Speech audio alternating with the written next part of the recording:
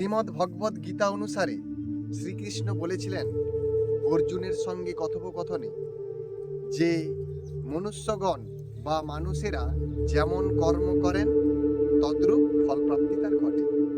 কিন্তু বর্তমান যুগের এই আধুনিক বিজ্ঞান মনস্ক মানুষের বা এই আধুনিক যুগেও কিভাবে পূর্বের সেই ভগবদ গীতার বাণী প্রকৃতপক্ষে কি কার্যকারিতা আছে, বা যদিও থাকে কিভাবে আমরা বুঝতে পারব যে একজন মানুষ যেমন কর্ম করেন তদ্রূপ তিনি ফলপ্রাপ্তি করেন। উদাহরণ হিসেবে বলা যায়, বিজ্ঞানী নিউটনকে আমরা সবাই চিনি। নিউটন বলেছিলেন তার থার্ড রুলে যে every action has an equal and opposite reaction, অর্থাৎ প্রত্যেক ক্রিয়ার একটি বিপরীত প্রতিক্রিয়া আছে। তাহলে তিনি একজন আধুনিক বিজ্ঞানী। আমরা যখন একটি বল ছুঁড়ি তাহলে সেই বলটি কিন্তু আমাদের কাছেই ব্যাকে ফিরে আসে, অর্থাৎ প্রতিক্রিয়া, ক্রিয়া আর ফিরে আসা প্রতিক্রিয়া। যতই যুগ বদলাক বা যতই আমরা বিজ্ঞান মনস্ক বা যান্ত্রিক জীবনযাপন করি না কেন, ক্রিয়া তো আমরা করছি বা ক্রিয়া আমাদের করতে হয়। তাহলে সেই ক্রিয়ার প্রতিক্রিয়া তো আমাদের প্রাপ্তি হবেই, সেটাই সিস্টেম। তাহলে আমাদের মনে উৎপন্ন বিভিন্ন ধরনের যেই চিন্তা, সেই চিন্তার ফলে আমরা সেই ধরনের কর্মে লিপ্ত হচ্ছি।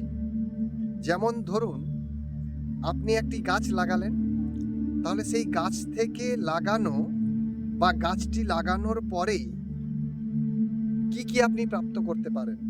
অক্সিজেন, অর্থাৎ নির্মল বায়ু, ফল আর ফুল। কিন্তু আপনি ওই গাছটিকে তুলে নেওয়ার বা ছেদন করার ইচ্ছে মনের মধ্যে এলো, তার ফলে আপনি ছেদন করলেন। তার প্রতিক্রিয়ারূপ আপনি অক্সিজেন পেলেন না, ফুলের সৌন্দর্য উপভোগ করতে পারলেন না, এবং গুণগত মানযুক্ত ফলও আপনি গ্রহণ করতে পারলেন।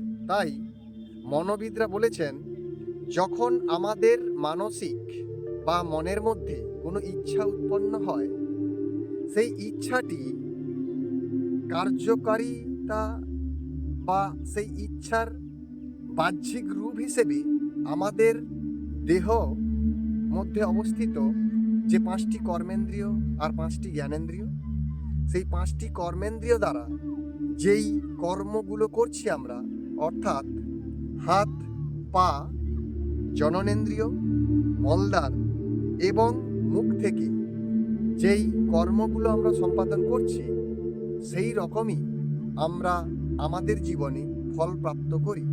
তাহলে ইচ্ছা এবং ইচ্ছা থেকে উৎপন্ন ক্রিয়া, সেই ক্রিয়ার ফলে উৎপন্ন প্রতিক্রিয়া আমাদের জীবনে সেই শ্রীমদ্ ভগবদ গীতাকেই অনুসরণ করে যুগ যুগ ধরে বাহিত হচ্ছে। ওম শান্তি।